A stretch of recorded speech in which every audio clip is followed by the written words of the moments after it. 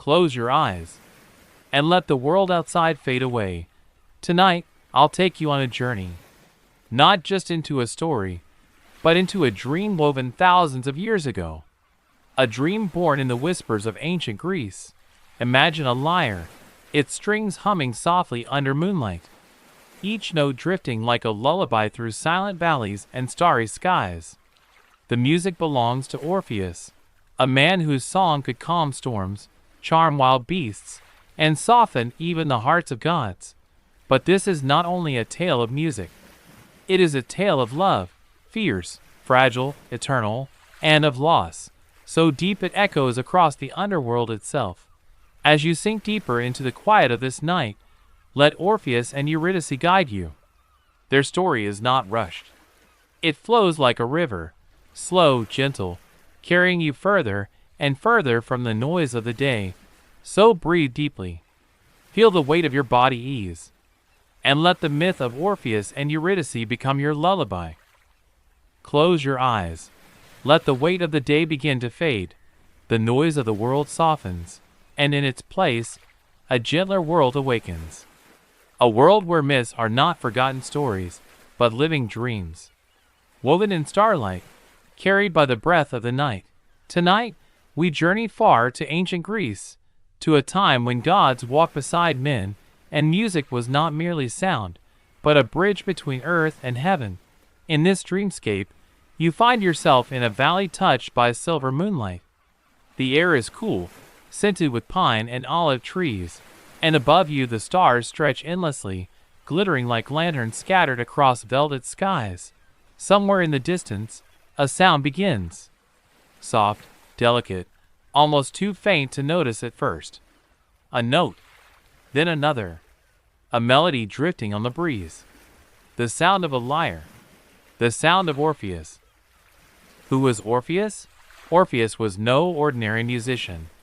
His lyre, gifted by Apollo, shimmered with divine resonance. When his fingers brushed the strings, rivers paused in their flow. Birds ceased mid-flight, enchanted by the harmony. Trees bent their branches closer, listening as though each note was a secret whispered from the soul of the earth itself. Imagine, if you can, a world where music could soften even the hardest of hearts, where wild beasts would lie down peacefully, lulled by a song, where storms would grow calm, clouds dispersing under the embrace of melody. This was the gift of Orpheus, a gift so rare that even gods envied it. But Orpheus was more than a musician. He was a dreamer. And his story, the one we will wander into tonight, is a story of love, loss, and longing. A story sung softly through centuries, like a lullaby that refuses to fade. Setting the dream, as you listen, allow yourself to drift into this landscape. Imagine soft grass beneath your body, the night air gentle on your skin. Each sound, the rustle of leaves, the whisper of wind, blends with the strings of Orpheus' lyre. Slow your breathing. Inhale, hold, and release. Let every breath take you deeper into the dream. Now, Orpheus appears.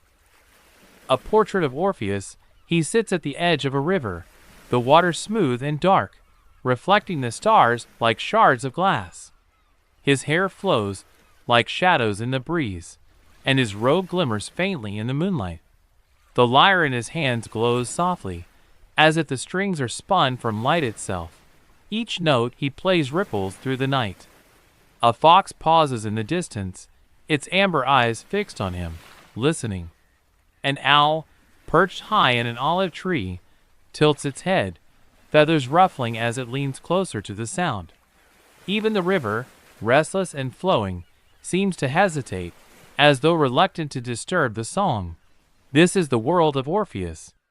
A world where music becomes magic, where every sound is a spell, and every silence holds infinite meaning. The gift of music. Close your eyes tighter now. Imagine the music entering your body.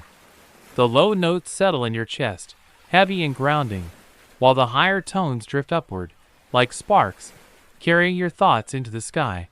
The melody rises and falls, not hurried, not urgent, It flows like a river, steady, patient, timeless. Orpheus does not play for applause. He does not play for wealth or fame. He plays because the music must exist, because silence, to him, is emptier than death. His lyre is the language of his soul. And tonight, you are invited to listen. The world slows, and as you listen, the world itself slows down. Imagine walking through a meadow where even the flowers lean toward the sound. Imagine the stars above, pulsing in rhythm with the song. Imagine your own heart sinking gently with the melody, until your pulse is no longer your own. It is Orpheus, steady, calm, eternal. Somewhere in this dream, time dissolves. The past, the present, the future, all fade into one endless night. The night of Orpheus. Ancient Greece awaits, but who is Orpheus beyond the music? To know his tale, we must step further into the myth. He was said to be the son of a muse, Calliope, the muse of epic poetry. From her, he inherited the gift of song, not as mere entertainment, but as sacred power. From his father, a Thracian king, he inherited nobility, a presence that could command respect even without words. As a child, he was given the lyre by Apollo, the god of music himself. Imagine Apollo, radiant with golden light, placing the instrument into Orpheus' small hands. "Play," he might have whispered, "and let the world listen." And the world did listen. From his earliest years, Orpheus' song was unlike any other. It was not merely pleasant, it was transcendent. It touched the core of existence. A gentle journey. As you drift deeper into this story, let each image form slowly in your mind. Do not rush. Let the night stretch long before you. Picture yourself walking through ancient Greece. Temples rise in the distance, their marble glowing pale under moonlight. Olive trees sway, their silver leaves catching starlight. A hush lingers in the air, broken only by Orpheus' song. Every step you take feels lighter, slower, softer. The world grows dreamlike, blurred at the edges. You are not just listening to a myth. You are inside it, the promise of love. Though tonight we begin with music, this story will carry us toward love, a love so radiant it would inspire songs for millennia. Orpheus' heart would one day be captured, utterly, by Eurydice. But that part of the story lies ahead. For now, we linger in the calm before love. In the quiet of a world held still by music.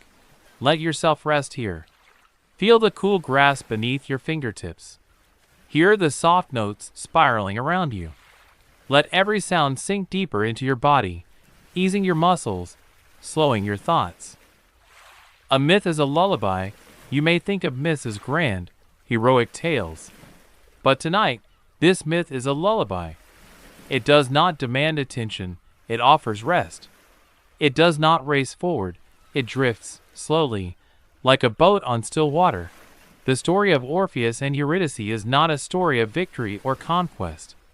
It is a story of love, of longing, of the fragile thread between life and death. And like all true lullabies, it is both beautiful and sorrowful. But tonight, sorrow does not frighten us. It soothes us, like rain falling softly against a window. We are safe here, wrapped in the folds of myth, drifting deeper into sleep. The night deepens, the moon rises higher. The stars glow brighter. Orpheus continues to play, each note unraveling the tightness of the day, loosening the knots of worry, guiding you gently into surrender. His song will not end soon.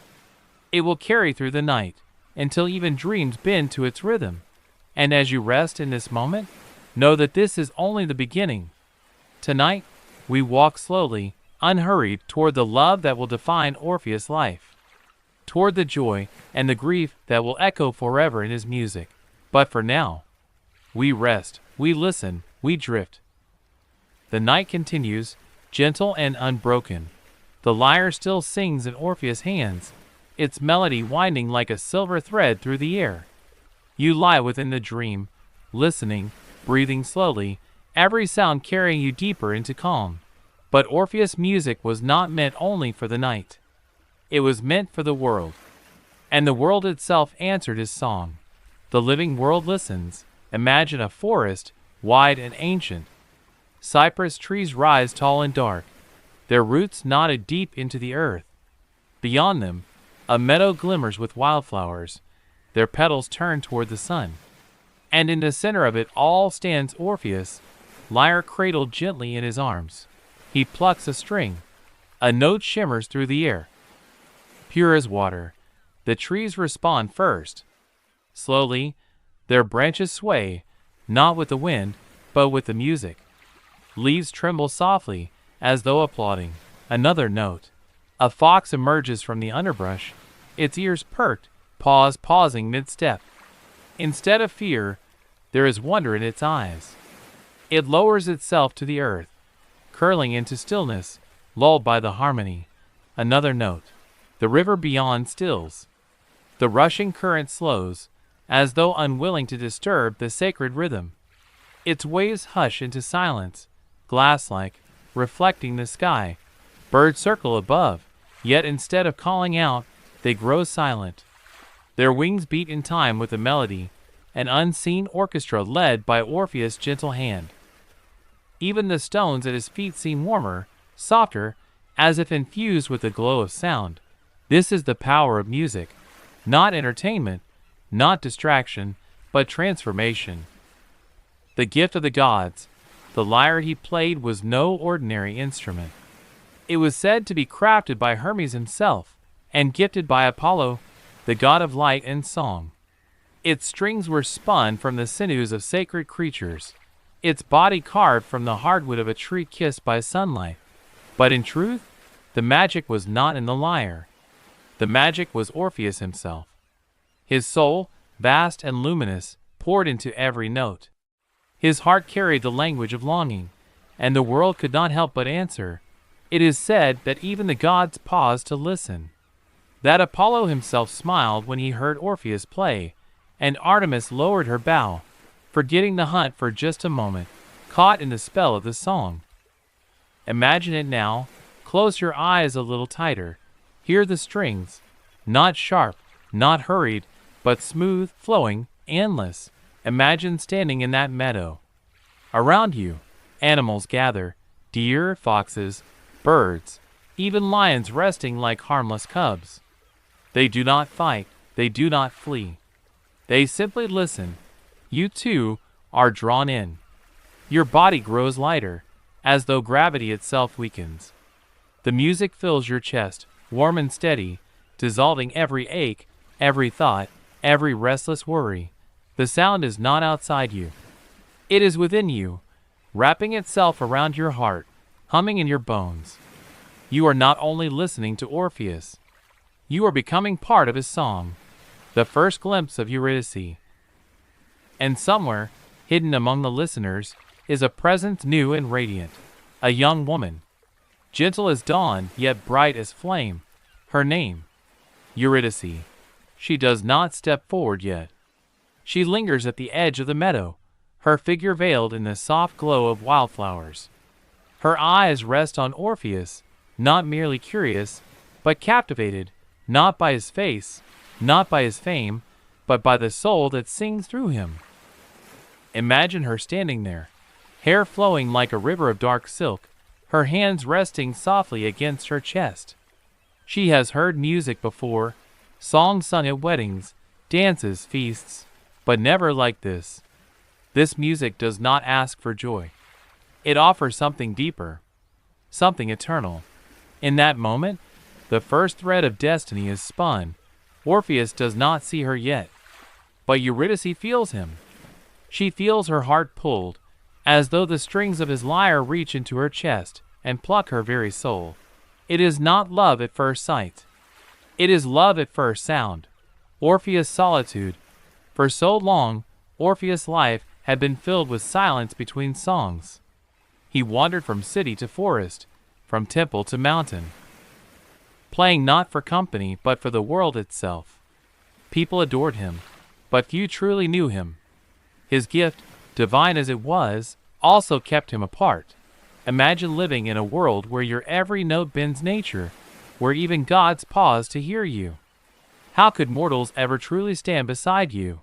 And yet, in that meadow, unseen by him, Eurydice stands, not overwhelmed, not afraid, but open, quietly waiting, quietly listening. Somewhere within him, though he does not yet know, the music is changing. A new undertone, subtle as a sigh, begins to ripple through his song. It is softer, more tender, as if his heart is playing towards someone. Someone he has not yet seen. The world holds its breath. As Orpheus continues to play, the world falls deeper under his spell. The animals do not stir. The river does not flow. The wind does not move. It is as though all creation is holding its breath, waiting. And in that stillness, Eurydice takes a single step forward. Barely more than a whisper of motion, but enough. A flower bends beneath her foot, brushing against her ankle. Orpheus' song wavers just slightly.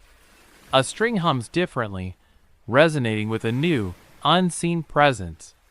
He lifts his eyes from the lyre. Not far, not searching, but his gaze sweeps the meadow. For an instant, the threads of destiny pull tighter. He does not see her clearly. Not yet, but the music knows. The birth of love. There are many ways love begins. Sometimes with laughter. Sometimes with words. Sometimes with a glance. For Orpheus and Eurydice, it begins with sound. His music, once meant for the world, now begins to bend toward her. It grows warmer, softer, filled with hidden longing. The melody shifts, still enchanting, still divine, but more human now. More fragile. More tender. Eurydice feels it. Each note brushes against her heart, weaving a spell more powerful than any charm. It is not only admiration. It is recognition. As though she has been waiting, unknowingly, for this sound her entire life. You drift deeper. As you listen to this story, let yourself feel that first spark of love. Not rushed, not overwhelming, but quiet, patient, certain. Like the first star appearing in the evening sky, faint at first, then brighter, then impossible to ignore. Breathe slowly. In and out. Let the music of Orpheus echo in your mind, each note carrying you further from the weight of the day. You, too, are part of this meadow. You, too, are listening. You, too, are touched by the music. The night grows still, the sky deepens into indigo. The moon rises higher, casting silver light across the meadow. Orpheus continues to play, unaware of how fate has already shifted. Eurydice watches, her heart steady, but her spirit trembling. Neither speaks, neither moves. And yet, something unspoken has begun. The gods themselves watch from afar. Perhaps they smile. Perhaps they sigh. For they know what lies ahead, both the joy and the sorrow. But for now, all is still. All is tender. All is possibility. As this session closes, let yourself rest in this moment, at the edge of love's beginning. No tragedy yet, no grief, no underworld shadows. Only music, only stillness, only the promise of what is to come. Orpheus plays, Eurydice listens.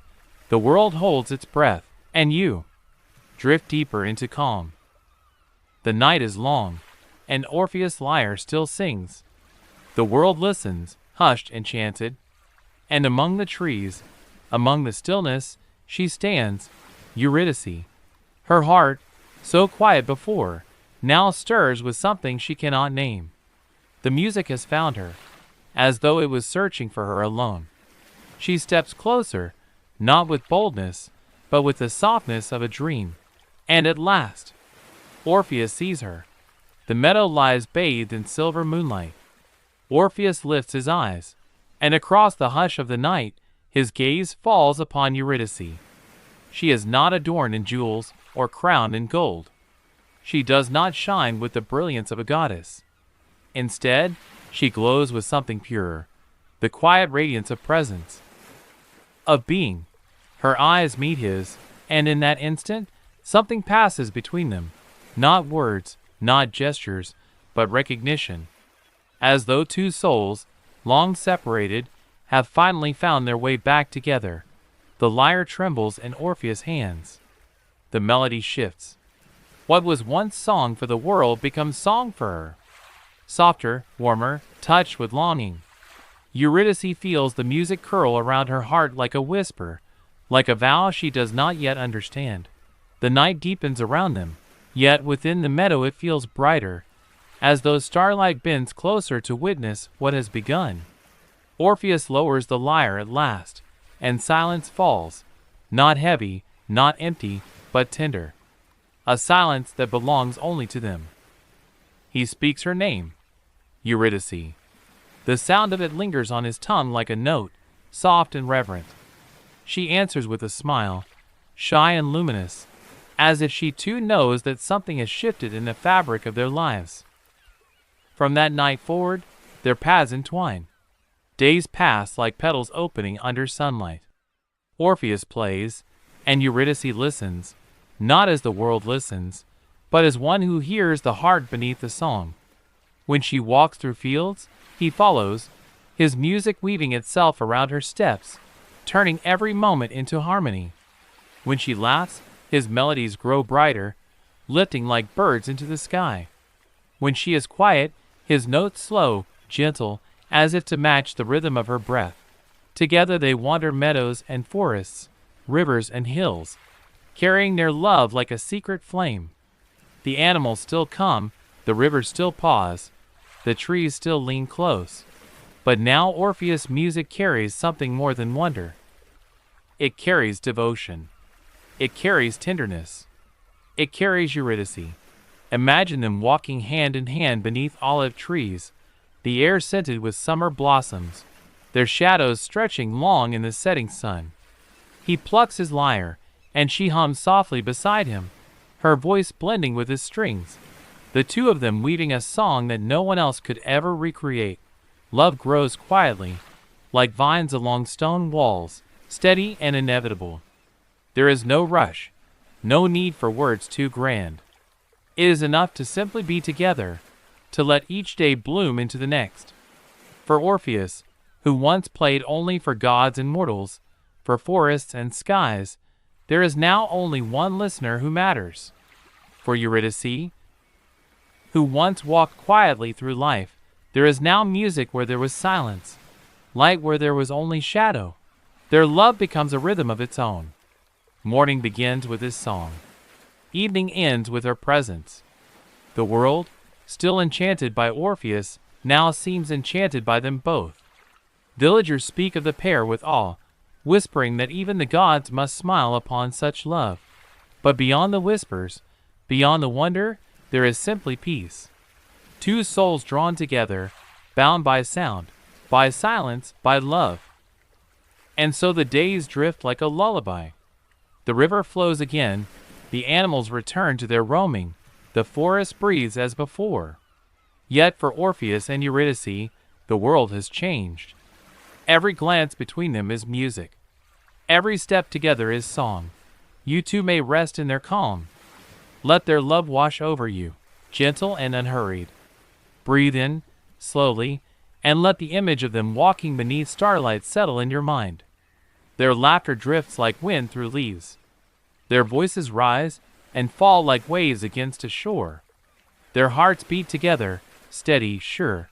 The meadow fades, the night continues, and Orpheus' lyre hums once more. But now it carries not only magic, not only wonder, but the fullness of love. Love that blooms softly, endlessly, like a song without end. And as their story unfolds, you drift deeper into rest, held by their harmony, lulled by their beginning. The days of Orpheus and Eurydice flowed like golden light across gentle hills. Their love grew, not in haste, but in harmony, like a melody that has no end. Wherever they walked, the earth seemed softer, the air lighter, as though nature itself rejoiced in their togetherness. People in distant villages spoke of them as a pair touched by the gods, blessed with beauty, blessed with devotion. For Orpheus, No audience mattered anymore, not even the forests or the heavens. For him, there was only Eurydice, and for her, there was only Orpheus. Their wedding day came, bright with sun and alive with the songs of birds. Imagine the meadow, filled with blossoms swaying in warm breezes, and ribbons of color fluttering from branches. Friends gathered, voices hushed in awe, for they knew this was not an ordinary union. The air itself felt charmed, as though the gods had leaned close to watch. Orpheus played his lyre as Eurydice walked toward him, every note a vow, every chord a promise. She smiled, and her eyes glowed like dawn. The vows were spoken not only in words, but in the music that wrapped them both in its embrace. When they touched hands, the crowd exhaled as though the whole world had been holding its breath. Their union was celebrated with laughter, with dancing, with music that spiraled into the sky. But beneath the joy, unseen, fate was already at work, weaving its threads in silence. For in Greek tales, joy often walks side by side with sorrow, and the brighter the flame of love, the longer its shadow. The day after their wedding was warm and golden, the earth alive with scents of flowers and ripening fields. Eurydice wandered through the meadow, her steps light, her spirit still glowing from the happiness of her union. The grass bent beneath her feet, and bees hummed lazily in the blossoms. She lifted her face to the sky, feeling the warmth of the sun, the softness of the breeze. Somewhere not far away, Orpheus tuned his lyre, shaping melodies in the air, each note calling softly after her like a thread that bound them. But in the tall grasses, danger stirred. A serpent, coiled and silent, waited unseen. Its scales shimmered faintly, blending with the earth, its tongue flicking in the light. Eurydice did not notice. She bent to pluck a flower, its petals bright as fire, her laughter echoing softly in the air. And then, with the swiftness of fate, the serpent struck. The bite was quick, a whisper of pain, a sudden sting at her ankle. She gasped, stumbling, the flower falling from her hand. The poison burned, spreading through her body with cruel haste. Her breath grew shallow, her steps faltered. She reached out, as though to steady herself, but the meadow swayed around her, the sky dimmed, and the warmth of the sun began to fade. Orpheus, not far away, felt the music break in his hands. Something in the world shifted wrong hollow. He ran toward her voice, toward the silence that followed. He found her lying among the flowers, her face pale, her lips trembling as she whispered his name.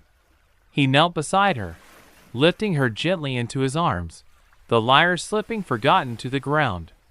Her eyes held his, still full of love, even as the light within them dimmed. He pleaded with her, words tumbling like broken notes, his voice cracking with despair. He begged the gods, he begged the earth, he begged the heavens. But no plea could stop what had been woven.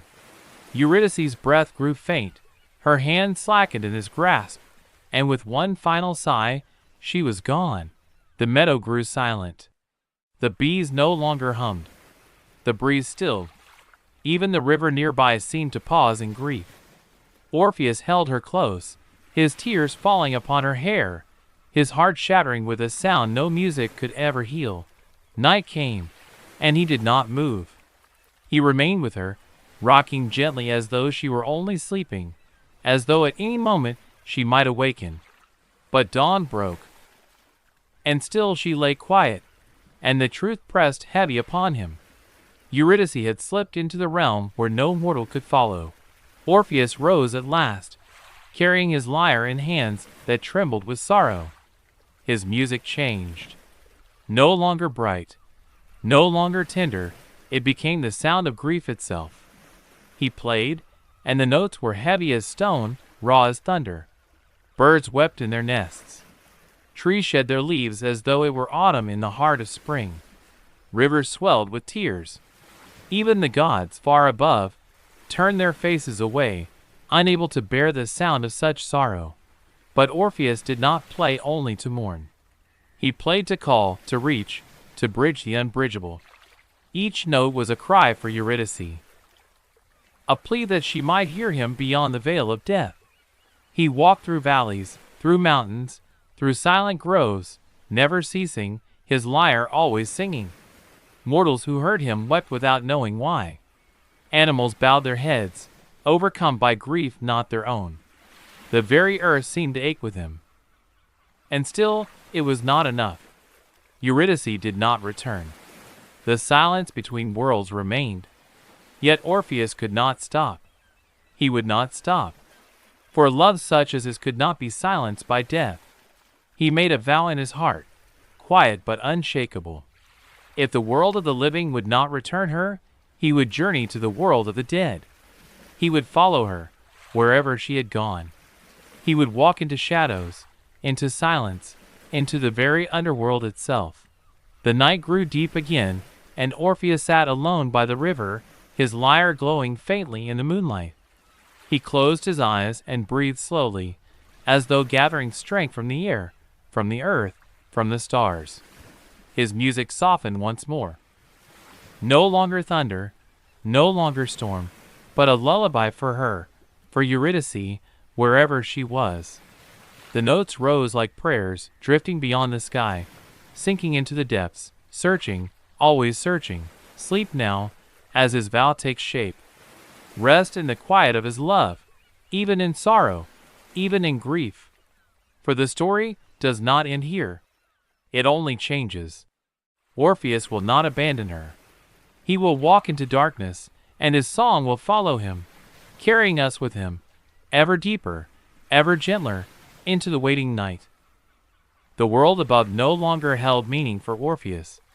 Without Eurydice, the days felt hollow, the nights endless. His music was sorrow wrapped in sound, each note calling out to a soul beyond reach. Yet within his grief, there was a fire that would not fade, a vow born from love itself. He would not accept her absence. He would not surrender her to silence. If the underworld had claimed her, then into the underworld he would go. Imagine the night when he began his journey. The stars hung high, cold and bright, but their light offered no comfort. The forests whispered softly, as though mourning his steps. He walked with his lyre cradled close, his eyes set not on the earth before him, but on the shadows that stretched beyond the horizon. He sought the path that mortals feared, the passage that led to the land of the dead. It is said that every soul, when life ends, must travel that road, the road across rivers of silence, the road that winds into the deep. Few among the living ever glimpse it, and fewer still dare to walk it. Yet Orpheus, with love as his guide, found his way. At the edge of the world, where cliffs fall into darkness and caves breathe with the chill of eternity, he stood. The air was still, heavy, thick with unseen presence. Before him lay the entrance to Hades' realm, a cavern vast and silent, its mouth yawning like the breath of night itself. He stepped forward. The world above seemed to shiver and fade. The air grew colder, shadows lengthened, and the sound of his footsteps echoed in ways that felt unearthly, as though the stone beneath him was not stone at all, but the bones of ages past. He held his lyre close and struck a chord, soft, tentative. The note drifted into the cavern, and the darkness seemed to shift, listening. Deeper he walked. Each step carried him further from sunlight, further from life. Around him stretched silence vast and unbroken. Yet within that silence he played. His music became his lantern, casting light not of flame, but of sound. Each note pushed back the weight of shadows. Each melody softened the dread that lingered in the air. The path sloped downward, winding into the heart of the earth. Strange shapes stirred in the dark, shadows of souls wandering, restless and unseen. They drifted near, silent at first, then gathering, drawn to the sound of his lyre. Pale figures, whispers of what they once had been, lingered around him. Their faces, faint as mist, lifted with longing.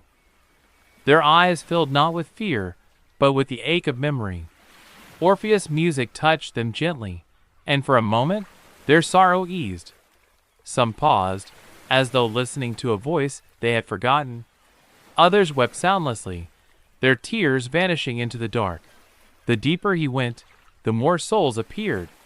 Farmers and kings, children and warriors, all wandering without end, all bound to silence until his song reached them. Orpheus did not turn them away. His music was for them too. Each chord was a comfort, each phrase a reminder that even in death, beauty could find them. Farther still, he came to the river.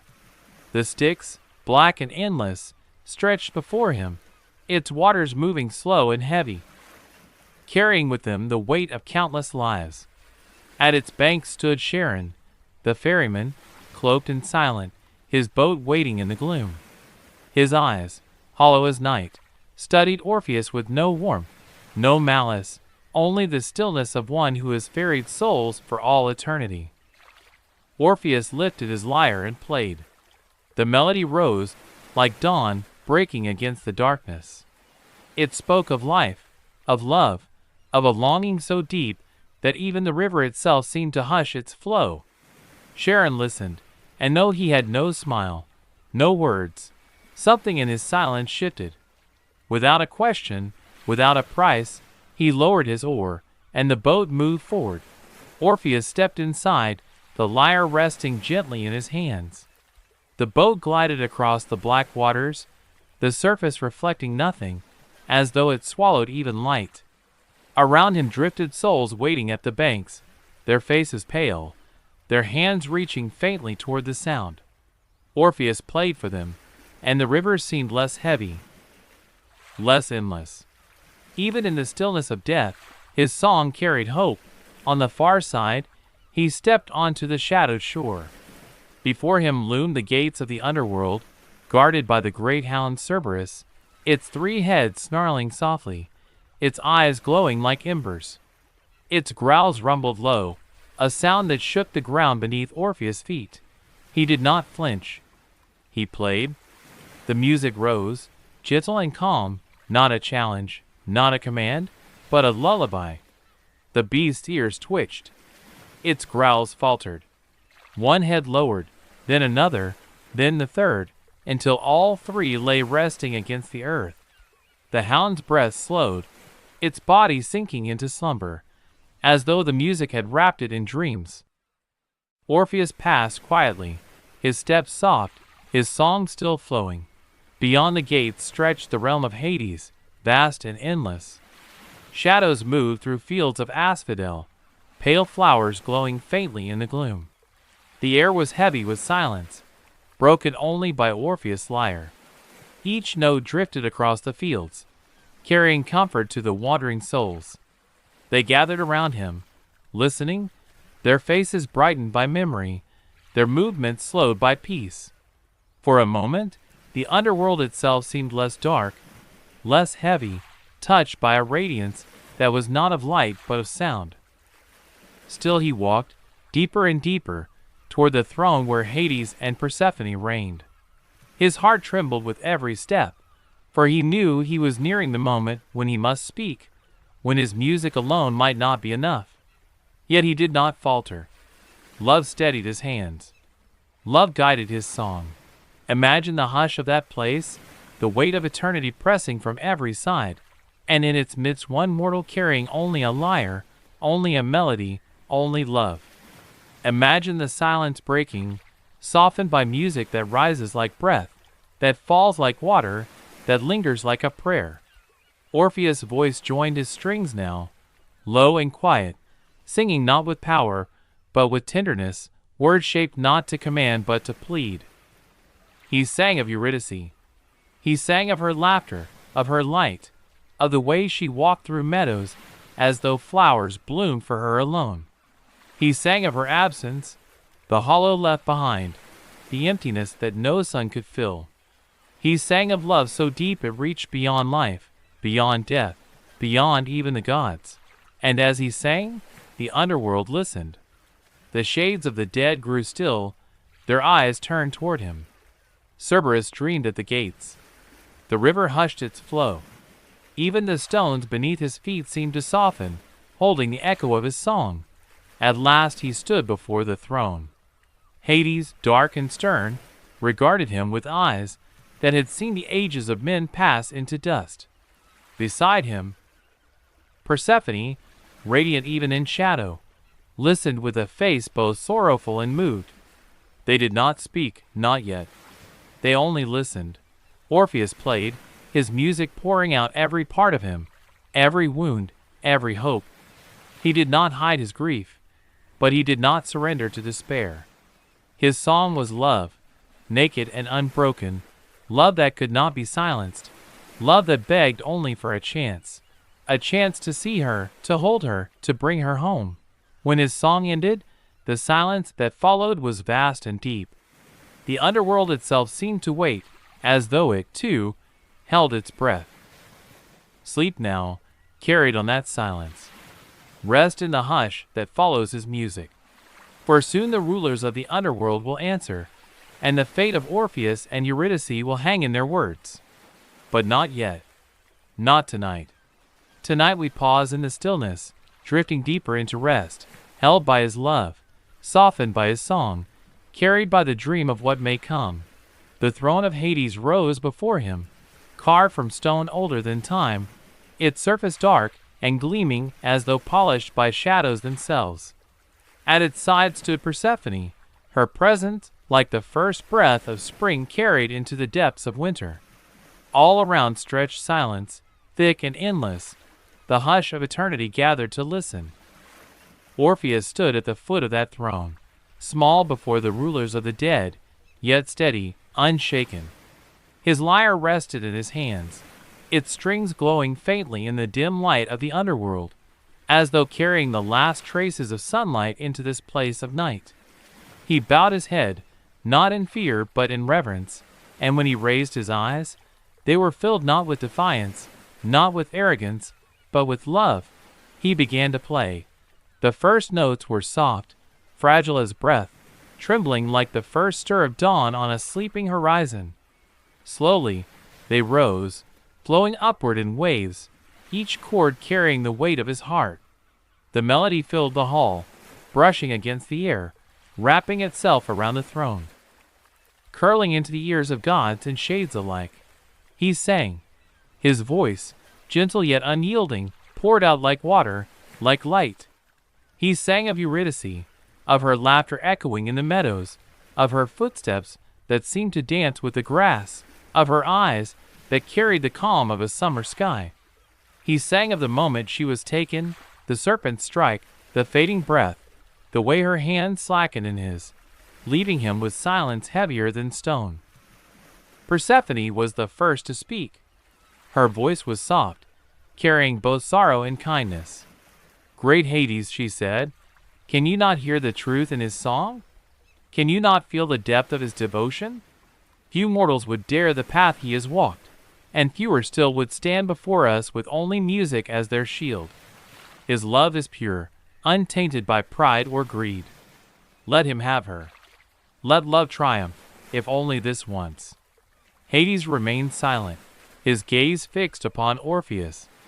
The weight of ages pressed in his eyes, the stern resolve of one who guarded the natural order of life and death. For a long moment, it seemed he would refuse. The underworld does not yield easily. The dead do not walk back into the light. Yet even Hades could not deny what had been placed before him. Orpheus' song had reached into the depths where even the god of death kept his silence. At last, his voice rumbled low, deep as the earth itself. "Orpheus," he said, "your song has moved even me. None have sung so tenderly, none have dared so much. For the sake of your love, I shall grant what has not been granted. Eurydice shall follow you. She shall walk behind you, back into the world above. But hear me well. Until you both have left my realm, until you stand once more beneath the sun, you must not look back. She will follow, unseen, her steps soft upon the earth. But if you turn, if your eyes seek hers before you both have passed into the light, she will be lost to you forever." The words echoed, heavy and final, like stone against stone. Orpheus bowed his head, tears shimmering in his eyes. He thanked them, his voice breaking with gratitude. He clutched his lyre close, trembling with both hope and fear. Behind him, a soft sound stirred, footsteps light as breath, the faintest whisper of presence. Eurydice. She was there, just beyond sight, her spirit called back, her form moving gently in his wake. Hope rose in him, fragile, bright, dangerous. The path stretched before him, winding back through shadows toward the world of light. He stepped forward, each motion heavy with restraint, with longing, with the unbearable urge to look, to see her, to hold her again. Yet he remembered the vow. He remembered the warning. The underworld remained hushed, watching, waiting. The shades parted to let him pass, their eyes following, their faces softened by the hope he carried. The river whispered behind him, the gates lay ahead, and always there was the faint, quiet sound of her steps, following, following, so close and yet untouchable. Orpheus did not falter. He would walk. He would trust. He would believe. And so the journey back began. He closed his eyes briefly, shaking away the thought. No, she was there. He felt her. The faintest brush of air moved when she stepped, the rhythm too perfect to be his own. She was there. He must trust. Yet trust is fragile. As they climbed, the light grew brighter, and with it his yearning. Just a glimpse, he thought, just one glance, only to be sure. What harm could there be in love's certainty? But the warning pulsed in his memory. If you turn before you both have left my realm, she will be lost forever. He clutched his lyre tighter, his knuckles pale. He began to hum, softly, wordlessly, letting his voice calm the tremor in his heart. The melody drifted back toward her, wrapping her in song, wrapping himself in patience. Still, the urge gnawed, restless, insistent. At last, the mouth of the cavern opened before him. Sunlight poured faintly into the shadows, golden and soft, spilling across the ground like a promise fulfilled. The air grew warmer, carrying the scent of earth, of flowers, of life. His chest filled with hope so fierce it ached. He was almost there, almost free. One step, then another. The light grew brighter. The threshold was near. The air shimmered with life. Behind him, her footsteps followed, steady, faithful, so close he could almost believe her hand might reach his shoulder. And then, in that fragile space between shadow and light, the longing overwhelmed him. Love is patient, but love is also hunger. He turned. For one breath, joy and sorrow collided. He saw her, Eurydice, radiant and pale, her form delicate as mist. Her eyes met his, filled with love, filled with sorrow, filled with everything she could not say. She reached for him, her lips shaping his name. The story of Orpheus and Eurydice does not end with triumph. It ends with silence, with shadows reclaiming what love had sought to rescue. Yet within that silence, something lingers, not despair, not emptiness, but a melody that can never be silenced. Orpheus returned to the world above, alone. The sun was bright, the fields alive with flowers, the rivers glimmering in their flow. Yet none of it reached him.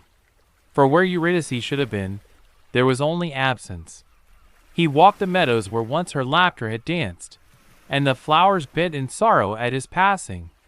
He sat beside the river where she had once plucked blossoms, and the waters seemed to sigh, reflecting only his grief. Still he played. His lyre, though heavy in his hands, still carried her within every string, every chord, every trembling note. He sang of her as though she still walked beside him, as though each melody might carve her name into the sky. Birds gathered to listen, their wings folded in reverence. Trees leaned close, their branches quivering in the hush. Even the wind slowed, carrying his music gently, carefully, as though afraid to break it. He sang not to bring her back, but to keep her near. For love, once given, does not vanish. It remains in breath, in memory, in song.